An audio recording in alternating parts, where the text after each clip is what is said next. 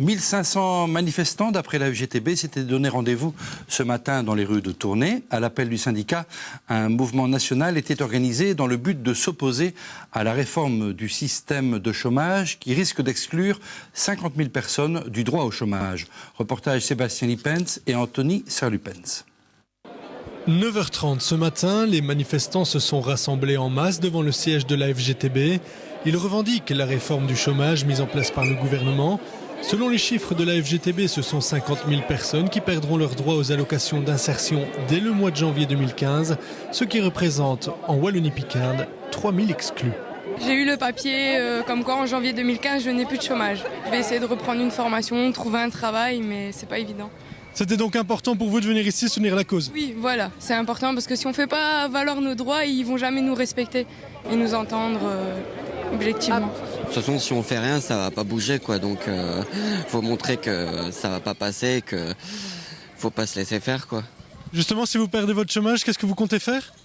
Je sais pas vraiment. Pour l'instant, je suis hébergé par mon frère, mais bon, il faudra voir comment ça se développe après. Si le point de départ de la manifestation se faisait devant la FGTB, la première halte, elle, se faisait à quelques pas de là, au siège de l'ONEM. Symboliquement, nous avons reçu de l'ONEM une boîte représentant les 3000 cartes de pointage. Et avec cette boîte, nous sommes allés rencontrer la présidente du CPS pour la remettre, pour lui dire qu'elle risque d'avoir d'ici le janvier 2015 une demande de 3000 personnes qui vont perdre leur allocation d'insertion, qui vont perdre leur allocation de chômage. Pourtant, dans ces 3000 personnes, certaines étaient actives au sein d'institutions diverses. Problème, ces personnes travaillent ou ont travaillé, mais leur type de contrat ne répondait pas aux exigences de l'ONEM. J'ai travaillé en aide ménagère chez Vitalman. Après, j'ai été chez Orissa, ici, qui a malheureusement fait faillite. Et j'ai eu un courrier d'ici peu qui disait qu'on serait supprimé de notre droit de chômage. Nous, comme on va dire, femmes de ménage, on fait un temps partiel et malheureusement, à cause de ça, ça ne convient pas. Nos droits de chômage seront supprimés.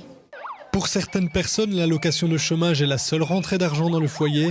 Qu'ils soient chefs de ménage ou isolés, ils risquent très probablement d'aller frapper à la porte du CPAS. Ça va être une charge importante. Il faut savoir que si des risques sont ouverts, les gens qui seront dans les conditions, systématiquement, il y aura 35% qui seront pris en charge par le CPAS, puisque le fédéral ne rembourse que 65%.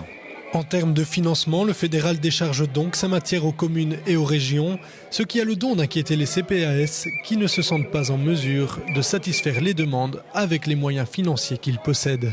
Les CPS sont prêts à assumer une telle réforme, un tel changement? Aucun CPS n'est prêt.